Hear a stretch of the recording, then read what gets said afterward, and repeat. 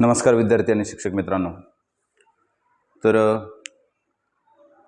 आपण पाठीमागच्या वेळी सांगितल्याप्रमाणे इयत्ता 4थी आणि 7वीची स्कॉलरशिप परीक्षा यावेळी प्रथमच येऊ घातलेली आहे आणि त्या परीक्षेच्या अनुषंगाने जिल्हा परिषद शाळांमधील विद्यार्थ्यांचा, मराठी शाळांमधील विद्यार्थ्यांचा पुरेसा सराव व्हावा आणि परीक्षेची चांगल्या प्रकारे तयारी व्हावी यासाठी आपण इयत्ता 4थी आणि 7वीच्या शिष्यवृत्ती परीक्षेच्या अनुषंगाने सर्व विषयांचा डिटेलमध्ये स्टडी या व्हिडिओच्या माध्यमातून करून घेणार आहोत. त्यासाठी आपणा सर्वांना विनंती आहे की सर्व शिक्षक मित्रांनी या व्हिडिओची लिंक आल्यानंतर ती लिंक ओपन करून त्या ठिकाणी आपण चॅनलला सबस्क्राईब करायचं आहे. त्याचप्रमाणे इयत्ता 4थीच्या विद्यार्थ्यांच्या संदर्भात थोडासा स्क्रीन टाईमचा इश्यू येऊ शकतो किंवा त्यांच्याकडे मोबाईल उपलब्ध असेल किंवा नसेल असा देखील प्रश्न येऊ शकतो. तर माझी आपणा सर्वांना विनंती आहे की आपल्या शाळेमध्ये जर स्क्रीन उपलब्ध असेल किंवा अँड्रॉइड टी व्ही उपलब्ध असेल तर आपण एक अर्ध्या तासाचा व्हिडिओ किमान दररोज ज्या पद्धतीने व्हिडिओ येतील त्या पद्धतीने त्यांना दाखवावेत आणि 7वीच्या सर्व विद्यार्थ्यांना चॅनल सबस्क्राईब करण्याची सूचना द्यावी. आणि मला वाटतं बहुतांश म्हणजे जवळपास 80% 7वीच्या विद्यार्थ्यांच्याकडे मोबाईल घरी उपलब्ध असतो, त्यांना मिळतो तो अभ्यासाकरिता आणि मग त्यामुळे त्यांना वैयक्तिक पर्सनली हा चॅनल सबस्क्राईब करायला सांगून त्यांना दररोज येणारे वेगवेगळ्या घटकावरचे व्हिडिओ त्यांना आवर्जून पाहायला सांगावेत.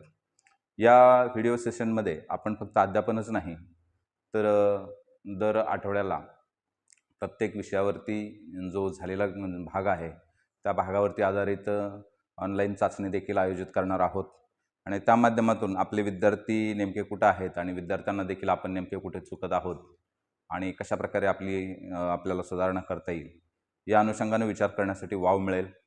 आपल्याला देखील अनेक कामांच्या व्यापातून या ठिकाणी थोडंसं मदत होईल, थोडंसं सहकार्य होईल माझ्याकडून, कारण बरेच दिवस मी शिष्यवृत्ती परीक्षेच्या संदर्भात काम करीत आहे आणि त्या अनुभवाचा थोडासा अधिकचा फायदा आपल्याला होईल. काही शाळा एक शिक्षिके आहेत, त्यांना तर बिलकुल वेळ नसतो आणि जरी असेल तरी देखील होतं काय की आपण शालेय अभ्यासक्रमामध्ये घटकांच्या अध्यापनावर भर देतो आणि मग व्याकरणाचा भाग आहे किंवा स्पर्धा परीक्षेच्या अनुषंगानं ज्या आपण अध्यापन केलेला भाग आहे तो शिष्यवृत्ती परीक्षेच्या अनुषंगाने त्याचा वापर कसा करावा याची ट्रिक विद्यार्थ्यांना येत नाही, याची युक्ती कल्पना विद्यार्थ्यांना येत नाही आणि त्यामुळं जरी आपण शिकवून अध्यापन आपलं पूर्ण झालं असलं तरी देखील त्याचा उपयोग शिष्यवृत्ती परीक्षेमध्ये कसा होईल, कशा पद्धतीने करता येईल ते देखील विद्यार्थ्यांना समजणं महत्त्वाचं आहे. आणि त्यासाठी माझी आपणा सर्वांना नम्र विनंती आहे, कळकळीची विनंती आहे की चॅनल सबस्क्राईब करा आणि त्याचबरोबर दररोज येणारे जे व्हिडिओ आहेत ते न चुकता आवर्जून पाहत जा. धन्यवाद. तर चला आज आपण सुरुवात करूया. सर्वप्रथम आपण मराठी विषयाच्या अनुषंगानं 4थी आणि 7वी दोन्हींना, 7वीला थोडासा अधिकचा भाग आहे ज्यामध्ये संधी, समास, विग्रह, सामासिक शब्दांचा, संधियुक्त शब्दांचा विग्रह, त्याच्यानंतर विभक्तीचे प्रत्यय, हा भाग थोडासा अधिकचा आहे. बाकी जवळपास शब्दांच्या जाती, त्याच्यानंतर काळ आहेत, क्रियापदाची वेगवेगळी रूपं आहेत, त्यानंतर म्हणी आहेत, वाक्यप्रचार आहेत, समानार्थी विरुद्धार्थी शब्द, अशा प्रकारचा बराचसा पोर्शन काय आहे एक समान आहे. त्यामुळे आपण त्यापासून सुरुवात करूया. अभ्यासक्रम नेमका काय आहे हे पाहण्यापासून.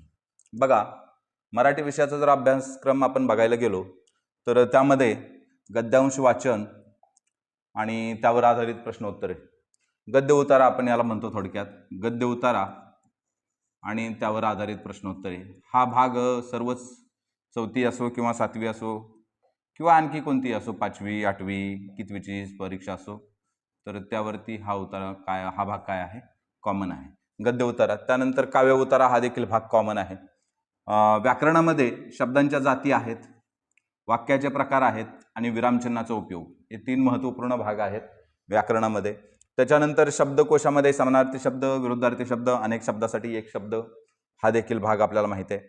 भाषा आधारित सामान्य ज्ञान, म्हणजे भाषा आधारित सामान्य ज्ञान जर म्हणायला गेलं तर एखाद्या शब्दामधील त्यांची व्यंजनांची संख्या सांगा. उदाहरणार्थ ज्ञानचक्षु हा शब्द आहे, ज्ञानचक्षु, ज्ञानचक्षु हा शब्द आहे, तर यामधील काय सांगा, व्यंजनांची किंवा वर्णांची, व्यंजन किंवा वर्ण किंवा स्वर देखील आपल्याला विचारले जाऊ शकतात, यांची संख्या सांगा.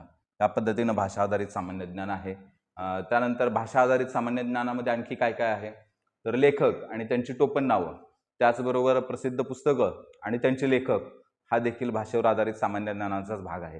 त्या अनुषंगानं आपण हे घटक काय करा, लक्षात घ्या आणि आपल्या विद्यार्थ्यांना त्या पद्धतीनं सराव देण्याचा प्रयत्न करा.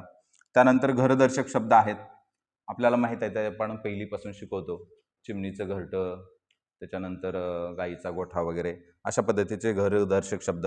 शब्दसमूहाबद्दल एक शब्द, अनेक शब्दांबद्दल काय होतो, आपण एकाच शब्दाचा वापर करतो. अशा प्रकारचे उदाहरणं देखील आपल्याला, उदाहरणार्थ 5 वट्यांचा समूह म्हणजे पंचवटी, 5 नद्यांचा समूह म्हणजे पंचनदी, अशा पद्धतीचे शब्दसमूहाबद्दल एक शब्द आपल्याला वापरता येतं. त्यानंतर पिल्लूदर्शक शब्द, उदाहरणार्थ चिमणीचं पिल्लू असतं, गाईचं रेडकू, म्हशीचं रेडकू, गाईचं वासरू, अशा पद्धतीचे पिल्लूदर्शक शब्द हे देखील काय होतात, या परीक्षेमध्ये विचारण्यात येतात. त्याच्यानंतर बघा पुढचा काय भाग आहे, पुढचा भाग म्हणी वाक्प्रचार हा 4थीला देखील असणार आहे. म्हणी आणि वाक्प्रचार हा जो भाग आहे तो 4थीला देखील असणार आहे. जाहिरात वाचन हा देखील घटक कॉमन असू शकतो. एखादा छोटीशी जाहिरात देऊन त्यावर आधारित किती तारखेला कार्यक्रम आहे, कार्यक्रमाच्या आदल्या दिवशी काय होतं, नंतरच्या दिवशी काय असेल, अशा पद्धतीचे प्रश्न जाहिरातीवर आधारित येतात. तर तो देखील भाग 4थी आणि 7वीला कॉमन असेल. आता फक्त हा थोडासा भाग आहे, हे जे 3 घटक आहेत, समास, संधी आणि विभक्ती, हे फक्त इयत्ता 7वीसाठी असणार आहेत. हे कितवीसाठी असणार आहेत, इयत्ता 7वीसाठी असण्याची शक्यता आहे, समास, संधी आणि विभक्ती. त्यात देखील यामध्ये सर्वच समास येत नाहीत, काही समासाचे मुख्य प्रकार. समासामध्ये काय येणार आहे, समासाचे मुख्य प्रकार,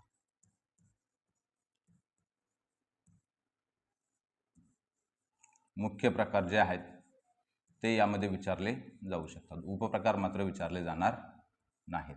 त्याच्यानंतर संधी म्हणजे संधियुक्त शब्दांचा विग्रह हा एक यामध्ये असू शकतो. संधियुक्त शब्दांचा विग्रह,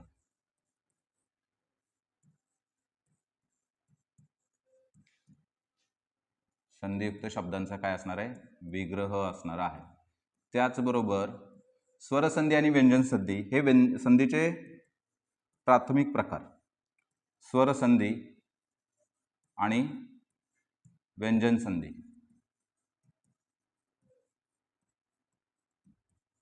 विसर्ग संधी सुद्धा आहे, परंतु थोडंसं त्यामध्ये विस्तार जास्त आहे, त्यामुळं कदाचित त्यावरती विचारले जातील की नाही विचारले जातील याबद्दल माझ्या मनामध्ये शंका आहे. पण स्वरसंधी आणि व्यंजन संधी ह्या मात्र सामान्य संधी आहेत, ह्या तुम्हाला निश्चितपणानं विचारल्या जातील. विसर्ग संधी देखील आपण घेणार आहोत, पण तितकीशी डीपमध्ये नाही. थोडक्यात आपण विसर्ग संधी सुद्धा घेणार आहोत, परंतु ह्या 2 प्रकारांचा मात्र आपल्याला पूर्ण अंशानं अभ्यास करायचा आहे. शुद्ध अशुद्ध शब्द हा देखील 4थी आणि 7वीला कॉमन असलेला भाग आहे. शुद्ध अशुद्ध शब्द आपल्याला ओळखता आले पाहिजेत. पुस्तकाचं वाचन लेखन करताना आपण जे वाचतो तो शब्द नेमका, जो शब्द वाचतो तो शब्द नेमका कशा प्रकारे लिहिलेला आहे, कोणाला पहिली वेलांटी आहे, कोणाला दुसरी वेलांटी आहे, कोणाला पहिला उकार, कोणाला दुसरा उकार, त्यानंतर विसर्ग कुठे आहे, त्याच्यानंतर संयोग चिन्ह जे असतं ते कुठं आहे, स्वल्पविराम कुठं वापरला जातो, पूर्णविराम कुठं वापरला जातो, उद्गार चिन्ह कुठं वापरलं जातं, या सर्व भागाचा आपण काय करणार आहोत, विस्तृत डिटेलमध्ये स्टडी करणार आहोत. फॉर्म भरणे सुरू आहे. सर्व शिक्षकांना ही देखील विनंती आहे, आपल्या विद्यार्थ्यांना काय करा, स्वतःला एक चॅलेंज देण्याची संधी द्या आणि त्यांच्यावरती विश्वास ठेवा. त्यांच्यावर विश्वास ठेवा, तुमच्या स्वतःवर विश्वास ठेवा आणि माझ्यावर देखील विश्वास ठेवा. निश्चितपणानं जरी समजा आपलं सिलेक्शन जरी नाही झालं तरी त्या परीक्षेच्या अनुषंगाने जितका काही अभ्यास होतोय ना, तो अभ्यास आपल्याला पुढे घेऊन अधिक चांगल्या पद्धतीनं अभ्यास करण्यासाठी प्रवृत्त करेल, बळ देईल, ताकद देईल, ही निश्चितपणानं खात्री बाळगा. त्यामुळं सर्वांना या परीक्षेसाठी शुभेच्छा. आणि आजच्या आपल्या या पहिल्या घटकात आपण थोडासा आणि अगदी साधा सोपा अशा प्रकारचा नाम हा भाग काय करणार आहोत, शब्दांच्या जातीमधला नाम हा भाग काय करणार आहोत, पाहणार आहोत. ठीक आहे. तर शब्दांच्या 8 जाती आहेत. आता त्यामध्ये मी विस्तृत PDF तयार केली नाही, कारण प्रत्येक घटक मी स्वतंत्रपणे घेणार आहे आणि हे करत असताना आपल्या विद्यार्थ्यांचं कुठेही कन्फ्युजन होऊ नये याची मी थोडीशी दक्षता घेतलेली आहे. आता या ठिकाणी मला लिहिता आलं असतं की बाबा शब्दांच्या 8 जाती आहेत आणि त्यामधले एक नाम आहे, सर्वनाम आहे, विशेषण आहे, क्रियापद आहे, पण तसं काही केलं नाही, कारण हे पहिल्यांदा स्वतंत्रपणे शिकवायचं आहे मला आणि त्याच्यानंतर त्या सर्वांचा एकत्रितपणे आढावा आपण सराव चाचणीच्या माध्यमातून घेणार आहोत. त्यामुळं चिंता कोणतीही करू नका. एक एक घटक आपण स्टेप बाय स्टेप काय करत जाऊया, पूर्ण करत जाऊया. तर बघा नामाची या ठिकाणी व्याख्या दिलेली आहे. नाम कशाला म्हणतात तर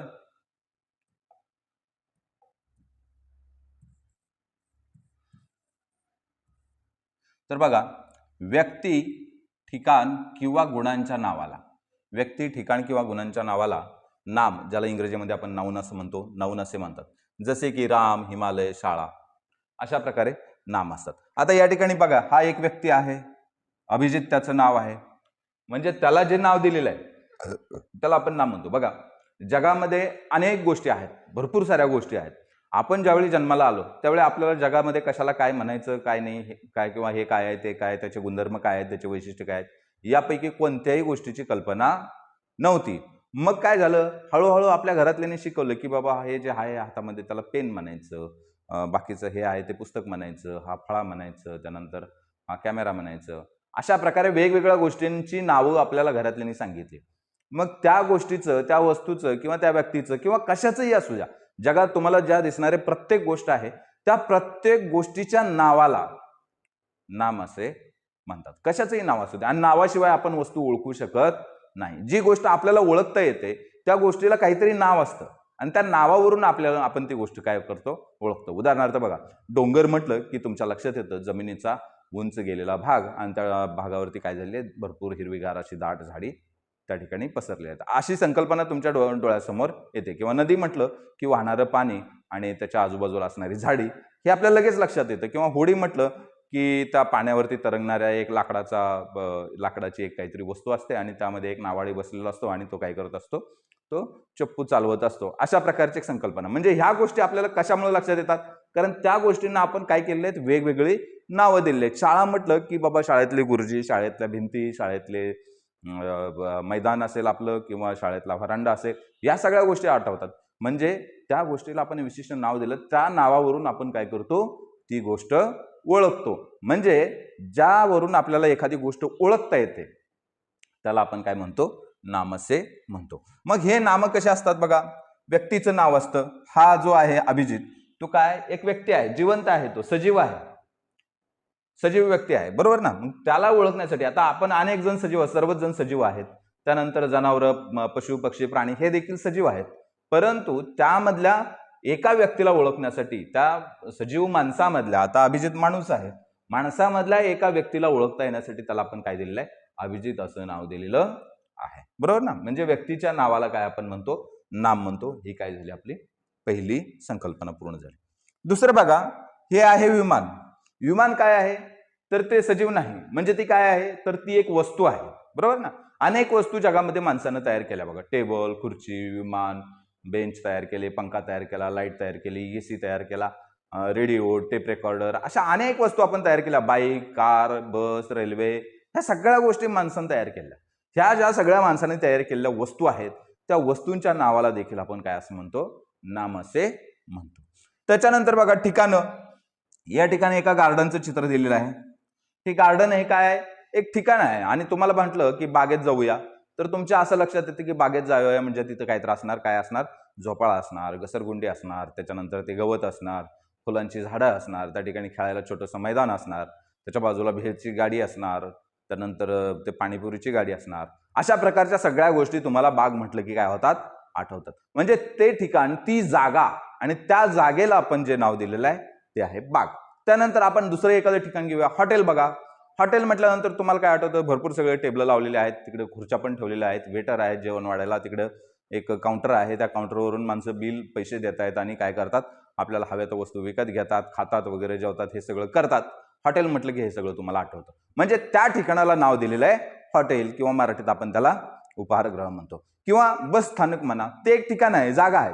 बस स्थानक म्हणजे काय, तर बस थांबण्याची जागा. बस ज्या ठिकाणी थांबते त्या ठिकाणाला आपण काय म्हणतो, बस स्थानक म्हणतो. आणि बस स्थानक हे नाव घेतल्यानंतर तुम्हाला काय आठवतं लगेच, तर बाबा तिथं भरपूर सगळे एसट्या आहेत, प्रवासी आहेत, त्यांच्या हातात बॅगा आहेत आणि तिकडून माईकवरून म्हणतात, अमुक तमुक गाडी आहे, या प्लॅटफॉर्म नंबरला लागलेली आहे, प्रवाशांनी कृपया बसून घ्यावे, ही गाडी ह्या मार्गे जाते, त्या गाडीचे चालक वाहक कुठं असतील त्यांनी गाडी मार्गस्थ करा. अशा प्रकारच्या घोषणा त्या ठिकाणी काय असतात, सातत्यानं चालू असतात.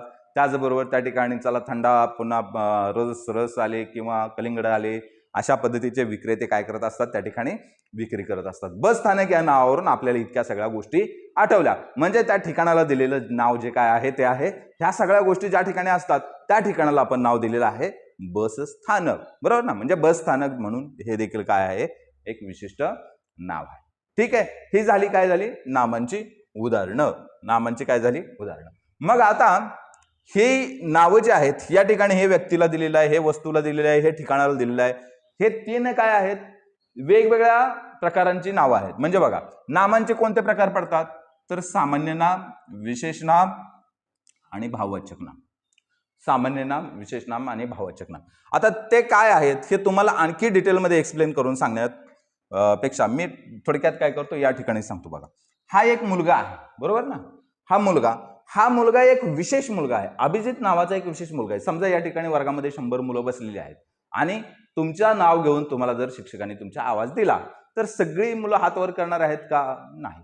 तुमचं एक विशिष्ट नाव, तुम्हाला एक सेपरेट नाव दिलेलं आहे अभिजित म्हणून, किंवा आणखी जे काही तुमचं नाव असेल ते. एखाद्या गोष्टीला जे सेपरेट नाव दिलं जातं तर त्याला काय म्हटलं जातं, विशेष नाव. उदाहरणार्थ मग तुम्ही आता असं म्हणाल सर विमान म्हणजे पण विमानाला सेपरेटच नाव दिले, तर तसं नाही. सगळ्या विमानांना विमान हे एकच नाव आहे.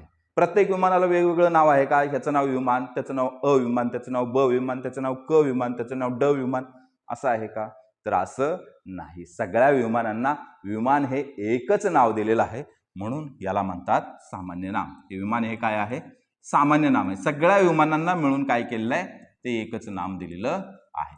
अभिजित या मुलाला हे सेपरेट आपण नाव दिलेलं आहे अभिजित, म्हणून मग याला काय म्हणायचं, विशेष नाम. ह्या माणसाचं काय झालेलं आहे, विशेष नाम. उदाहरणार्थ आणखीन एक उदाहरण घेऊया. बघा कुत्रा, गावात अनेक कुत्रे असतात, 100-200 कुत्रे असतात. पण तुम्ही जो घरात पाळलेला कुत्रा असतो त्या कुत्र्याला तुम्ही काहीतरी वेगळं नाव देता. उदाहरणार्थ टॉमी. उदाहरणार्थ काय, टॉमी, बरोबर ना.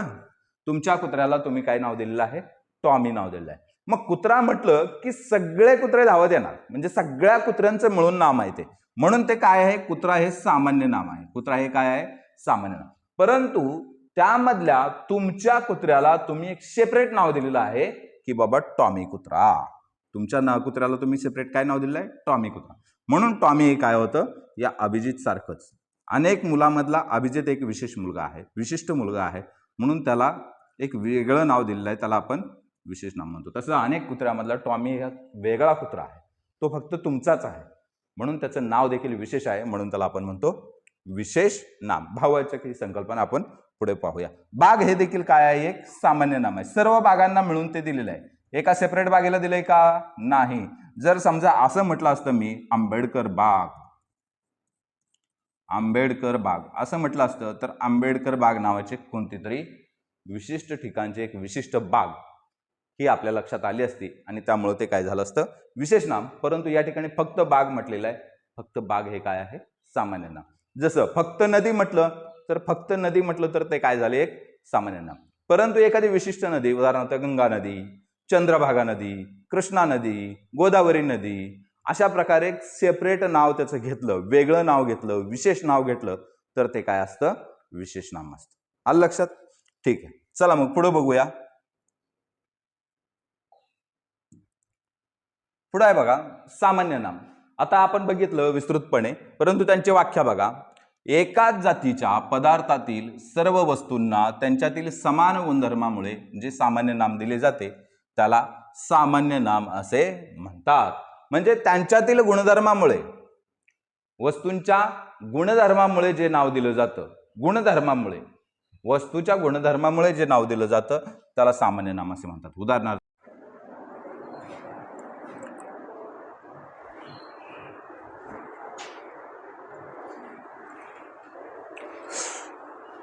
सॉरी, अचानक रेकॉर्डिंगमध्ये काहीतरी प्रॉब्लेम आला त्यामुळे थोडंसं थांबावं लागलं. तर आपण पाहत होतो सामान्य नाम. सामान्य नाम तर बघा या ठिकाणी पक्ष्यांचं चित्र दिलेलं आहे. पक्षी, आता यामध्ये काय म्हटलेलं आहे, समान गुणधर्मामुळे नाव दिलं जाते त्याला आपण सामान्य नाम. आता समान गुणधर्म, पक्षामध्ये काय समान गुणधर्म आहे बघा.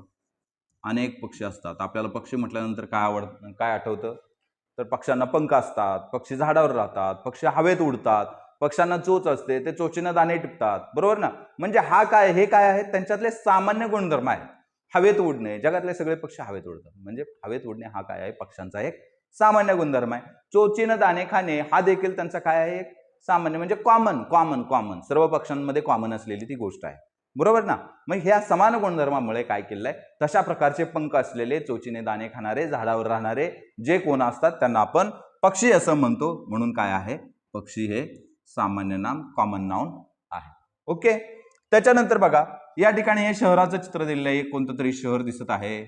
आता शहर म्हटल्यानंतर आपल्याला काय आठवतं, काय आठवतं शहर म्हटल्यानंतर, सिटी म्हटल्यानंतर बघा उंच उंच इमारती, मोठमोठे रस्ते, त्या रस्त्यावरून सुसाट धावणारी वाहने, भयंकर असलेली गर्दी, मोठमोठी दुकाने, त्या दुकानात खरेदी करत असलेले वेगवेगळे ग्राहक, एसटी, रेल्वे, बस, विमाने, ह्या सगळ्या गोष्टींची शहरात काय असते, गर्दी असते, भरमार असते, माणसांची गर्दी असते. ह्या सगळ्या गोष्टी शहर म्हटल्यानंतर आपल्याला आठवतात. म्हणजे अनेक शहरांमधले ह्या काय आहे, एक सामान्य गुणधर्म आहे, कॉमन त्यांची ती क्वालिटी आहे. त्यामुळे आपण त्यांना एक सामान्य नाम काय दिलं, अशा प्रकारचे गुणवैशिष्ट्य असणाऱ्या ठिकाणाला आपण काय म्हणतो, शहर असे म्हणतो. म्हणून शहर काय आहे, सामान्य नाम आहे. त्याच्यानंतर बघा या ठिकाणी पुस्तक आहे. पुस्तकामध्ये काय दिलेलं असतं, पुस्तक हे कागदाचं बनलेलं असतं. अशा प्रकारची एक त्याची विशिष्ट साईज असते, त्या आयताकृती असतं साधारणतः, त्यामध्ये अनेक पाने असतात, त्या पानावरती मजकूर छापलेला असतो, त्या मजकुरामधून काहीतरी आपल्याला माहिती मिळते, ज्ञान मिळतं. ही काय आहेत, त्यांची गुणवैशिष्ट्य आहेत किंवा त्यांचे गुणधर्म आहेत किंवा त्यांच्या क्वालिटीज आहेत. आणि अशा क्वालिटीज ज्या ह्याच्यामध्ये असतात, वस्तूमध्ये असतात, त्या सर्व वस्तूंना आपण काय म्हणतो, पुस्तक असे म्हणतो. म्हणून ह्या कॉमन क्वालिटीज असणाऱ्या गोष्टीला, मॅटरला, थिंग्सला आपण काय म्हणतो, पुस्तक असं म्हणतो. म्हणून पुस्तक हे काय आहे, सामान्य नाम आहे. त्याच्यानंतर बघा या ठिकाणी एक रिव्हर आहे, म्हणजे नदी आहे की नाही, नदी आहे. पाण्याचा वाहणारा खूप मोठा प्रवाह ज्या ठिकाणी असतो त्या ठिकाणी आपण काय म्हणतो, त्याला काय म्हणतो आपण, नदी असं म्हणतो. नदी काय असते, खूप सारं पाणी घेऊन उताराच्या दिशेने वाहत असते. त्याच्या दोन्ही बाजूला झाडी असतात. झाडी नसेल तर कधी कधी ती शहरातून देखील वाहत असते. मग आजूबाजूला मंदिरं असतात. त्याच्यानंतर नदीत काय असतात, मासे असतात. ते मासे नावाडी काय करत असतात, जाळे टाकून मासे पकडत असतात. अशा प्रकारचे अनेक गुणवैशिष्ट्य नदीचे असतात. ती झाडांना, आजूबाजूच्या गावांना पाण्याचा पुरवठा करते, शेतीला पाण्याचा पुरवठा करते. नदीवर धरणे बांधली जातात, त्या धरणातून आपल्याला काय होतो, वीज पुरवठा होतो. अशा प्रकारची अनेक भरपूर माहिती आपल्याला नदीच्या संदर्भानं सांगता येईल. मग ही सगळी गुणवैशिष्ट्य ज्या प्रवाहामध्ये आहेत त्याला आपण काय म्हणतो, नदी असं म्हणतो. म्हणून नदी काय आहे, सामान्य नाम आहे. त्याच्यानंतर बघा हे घराचं चित्र आहे. या ठिकाणी घर असलेलं आपल्याला दिसतं. घर म्हणजे काय, तर भिंती असतात, वर एक छप्पर असतं, लोकांना राहण्यासाठी ते बनवलेलं असतं. त्यामध्ये सगळ्या सुखसुविधा असतात, सोयीसुविधा त्या ठिकाणी पुरवलेल्या असतात. किचन असतं, हॉल असतो, बेडरूम असतं, डायनिंग टेबल असतो, बेड असतो, मुलांना बसण्यासाठी, टीव्ही बघण्यासाठी त्या ठिकाणी जागा उपलब्ध करून दिली असते. किचनमध्ये स्वयंपाक करण्यासाठी त्या ठिकाणी सोय उपलब्ध करून दिली असते. अशा प्रकारची वैशिष्ट्य असणाऱ्या इमारतीला आपण काय म्हणतो, घर असे म्हणतो. मग ही सगळी वैशिष्ट्य आपल्याला ज्या इमारतीमध्ये दिसतील त्याला आपण घर म्हणतो. घर आपण शाळेला घर म्हणतो का, शाळेला घर म्हणत नाही, कारण शाळेमध्ये किचन असत नाही, शाळेमध्ये बेड असत नाही, शाळेमध्ये सोफा सेट असत नाही. ह्या सगळ्या गोष्टी म्हणजे काही गुणवैशिष्ट्य शाळेमध्ये नाही आहेत, घराची गुणवैशिष्ट्य शाळेमध्ये नाहीत. म्हणून घराला काय म्हटलं, घर म्हटलं की आपल्याला वेगळी गोष्ट लक्षात येते, शाळा म्हटलं की आपल्याला वेगळी गोष्ट लक्षात येते. म्हणजे घर हे एक वेगळं सामान्य नाम आहे आणि शाळा हे देखील काय आहे, वेगळं. ज्या ठिकाणी मुलं शिकण्यासाठी एकत्र येतात, शिक्षक असतात, खडू फळा बेंचेस मुलांना बसण्यासाठी, शिकण्यासाठी ज्या ठिकाणी सोय केली असते, ही काय झाली, शाळेची गुणवैशिष्ट्ये झाली. आणि ही गुणवैशिष्ट्ये ज्या इमारतीला लागू पडतील त्या इमारतीला आपण शाळा म्हणतो. म्हणून मग समान गुणवैशिष्ट्य असलेल्या वस्तूंचा, व्यक्तींचा किंवा स्थानांचा जो संग्रह असतो त्याला आपण काय म्हणतो, सामान्य नाम असं म्हणतो. म्हणून घर, शाळा ही काय आहेत, सामान्य नामे आहेत. ठीक आहे, आलंय तुमच्या लक्षात. आणखी काही शंका असतील तर कमेंट बॉक्समध्ये तुम्ही कमेंट करू शकता किंवा तुमच्या ज्या शंका असतील त्या मला या क्रमांकावरती व्हॉट्सअप करू शकता. 9529950965 हा माझा व्हॉट्सअप नंबर आहे. मोबाईल नंबर देखील आहे. परंतु अभ्यासाच्या संदर्भात जर काही प्रॉब्लेम असतील तर ते मात्र आपण काय करायचे, व्हॉट्सअप करायचे आहे. जर एखाद्या प्रश्नासंदर्भात, एखाद्या घटकासंदर्भात काही अडचण असेल, काही शंका असेल तर काय करायचं आहे, व्हॉट्सअप करायचं आहे. इतर काही माहिती पाहिजे असेल, तोंडी माहिती पाहिजे असेल तर ती मात्र कॉल करून तुम्ही विचारू शकता. अन्यथा सर्व गोष्टी काय करायच्या आहेत, व्हॉट्सअपवर कळवायच्या आहेत. जेणेकरून एखादं गणित सुटत नसेल, एखाद्या इंग्रजी शब्दाला पर्यायी शब्द सापडत नसेल किंवा एखादं बुद्धिमत्तेचं उदाहरण एखादं सुटत नसेल, उत्तर काढता येत नसेल तर त्या सगळ्या गोष्टी तुम्ही मला प्रश्नाचा आणि पर्यायांचा फोटो काढून तुम्ही मला व्हॉट्सअपवरती पाठवू शकता. मी त्या पद्धतीनं त्याचं उत्तर आणि त्या संदर्भात जे काही स्पष्टीकरण करणं आवश्यक आहे ते स्पष्टीकरण आपणाला व्हॉट्सअप करू शकेन. पुढे बघा, विशेष नाम. विशेष नाम कशाला म्हणतात? ज्या नामाने, म्हणजे प्रॉपर नाउन बरं, ज्या नामाने संपूर्ण जातीचा बोध न होता, म्हणजे आपण सांगितलं सगळ्या एका सामान्य गुणवैशिष्ट्यांचा, एक गुणवैशिष्ट्यांचा संच असतो आणि त्या सगळ्या गुणवैशिष्ट्यांचा बोध न होता एका विशिष्ट व्यक्तीचा किंवा एखाद्या विशिष्ट वस्तूचा किंवा एखाद्या विशिष्ट ठिकाणाचा आपल्याला ज्यावेळी बोध होतो त्यावेळी त्याला आपण विशेष नाम. बोध म्हणजे ज्ञान होते किंवा माहिती होते, त्याला आपण विशेष नाम म्हणतो. उदाहरणार्थ या ठिकाणी छत्रपतींचं चित्र आहे. छत्रपती शिवाजी महाराज हे काय होते? राजे होते. आता राजा म्हटलं की आपण जगातल्या सगळ्या राजांचा काय होतो? उल्लेख या ठिकाणी आपल्याला लक्षात येतो. परंतु छत्रपती शिवाजी महाराज म्हटलं की मग आपल्याला विशिष्ट किंवा वेगळे राजेच आठवत नाहीत, तर आपल्या मनामध्ये एक वेगळी भावना देखील काय होते? जागी होते. त्यामुळे छत्रपती शिवाजी महाराज हे त्या महाराजांना दिलेले एक विशेष सेपरेट वेगळं नाव आहे, म्हणून त्याला आपण काय म्हणतो? विशेष नाम म्हणतो. पर्वत म्हटलं की अनेक पर्वत आपल्याला आठवतात बघा. पर्वत म्हटलं की आपला सह्याद्री पर्वत आहे, हिमालय पर्वत आहे, आरवली पर्वत आहे, असे अनेक पर्वत जगामध्ये आहेत. आल्प्स पर्वत आहे, अनेक पर्वत आहेत, निलगिरी पर्वत आहे. हे सगळ्या पर्वतांची आपल्याला काय होते? नाव आठवतात. परंतु हिमालय म्हटलं की एक विशिष्ट वेगळा पर्वत बाबा, जम्मू काश्मीरच्या उत्तरेला असलेला आणि खूप सारा बर्फानं आच्छादलेला, त्या ठिकाणी केदारनाथाचं मंदिर असलेला असा एक वेगळा पर्वत आपल्या नजरेसमोर येतो. म्हणून हिमालय पर्वत म्हटलं की ते काय होतं? विशेष नाम होतं. आता या ठिकाणी मगाशी आपण बघितलं शहरांची आपण वेगवेगळी गुणवैशिष्ट्ये बघितली. शहर म्हटलं की अनेक शहरे आपल्या नजरेसमोर येतात. परंतु मुंबई शहर म्हटलं की त्या ठिकाणी असलेलं हे ताजमहल हॉटेल, त्या ठिकाणी असलेला गेटवे ऑफ इंडिया आणि अशा प्रकारे मुंबईचं जे काही वेगळेपण असेल ते आपल्या लक्षात येतं. म्हणून मुंबई काय आहे? हे एकाच शहराला दिलेलं वेगळं विशेष असं नाम आहे, म्हणून त्याला आपण काय म्हणतो? विशेष नाम असं म्हणतो. ठीक आहे. तर अशा प्रकारे आपण सामान्य नाम आणि विशेष नाम हे दोन घटक या ठिकाणी पाहिलेले आहेत. त्यानंतर भाववाचक नाम हा एक तिसरा घटक आहे. तो मात्र आपल्याला काय करायचा आहे? पुढच्या तासिकेला पाहायचा आहे. ठीक आहे. आज आपण सुरुवात केलेली आहे. सुरुवातीलाच खूप ताण तुमच्यावर येऊ नये म्हणून मी थोडक्यात आवरतोय, फार लांब व्हिडिओ होऊ नये. त्याच्यानंतर ज्यावेळी आपण सर्वजण योग्य पद्धतीने एकमेकांशी कनेक्ट होऊ त्यावेळी मात्र आपल्याला अभ्यासाची कॅपॅसिटी बघून, आपली क्षमता बघून त्या लेनचे व्हिडिओ किंवा तितक्या घटकांचा सराव, आता परीक्षा जरी यावर्षी पहिल्यांदाच होत असली तरी देखील फॉर्म भरणं चालू आहे आणि नजीकच्या महिना दीड महिन्यात परीक्षा होण्याची शक्यता आहे आणि तेवढ्या कालावधीत आपला सिलेबस कव्हर झाला पाहिजे. त्यामुळे तुम्हाला देखील तुमची क्षमता वाढवावी लागेल, मला देखील माझी क्षमता वाढवावी लागेल, कारण मला देखील कंटेंट तयार करणं आणि तो तुमच्यासमोर सादर करणं यासाठी बरीच मेहनत घ्यावी लागते. ते देखील काम मला खूप जास्त वेळ करावं लागेल आणि तुम्हाला देखील अभ्यास करण्याची तुमची जी गती आहे ती थोडीशी वाढवावी लागेल, तरच आपण शिष्यवृत्ती परीक्षा होईपर्यंत येईपर्यंत काय करू शकू? संपूर्ण सिलेबस कव्हर करू शकू. त्यामुळं निश्चितपणाने तुम्ही काय करा? रेग्युलर टचमध्ये राहा. जर चॅनल सबस्क्राईब केलं नसेल तर सबस्क्राईब करून घ्या. व्हिडिओ जर आवडला असेल तर निश्चितपणाने लाईक करा. तुमच्या काही शंका प्रश्न असतील तर कमेंट बॉक्समध्ये कळवा आणि या आपण काय करूया? एकमेकांच्या साथीनं, एकमेकांच्या सहकार्यानं, एकमेकांच्या मदतीनं हा जो शिष्यवृत्ती परीक्षेचा जो टप्पा आहे तो यशस्वीपणे पार पाडूया. आज धुलीवंदन आहे. तुम्हाला धुलीवंदनाच्या हार्दिक शुभेच्छा आणि परीक्षेसाठी देखील तुम्हाला लाख लाख शुभेच्छा. सर्वांनी शिष्यवृत्तीचे फॉर्म अवश्य भरा. जरी समजा आपण जरी शिष्यवृत्ती नाही मिळवू शकलो तरी तिथपर्यंत पोहोचण्यासाठी आपण जी मेहनत घेतलेली आहे, जो अभ्यास केला आहे तो मात्र आपला कधीच वाया जाणार नाही. स्वतःवर विश्वास ठेवा, आपल्या शिक्षकांच्यावर विश्वास ठेवा आणि माझ्यावर देखील विश्वास ठेवा आणि हे आपलं जे काही प्रवास आहे तो आपण साथीनं, सोबतीनं, एकमेकांच्या सहकार्यानं निश्चितपणाने यशस्वीपणे पूर्ण करूया. यासाठी आपण सर्वांना पुन्हा एकदा शुभेच्छा देतो आणि या ठिकाणी थांबतो. धन्यवाद.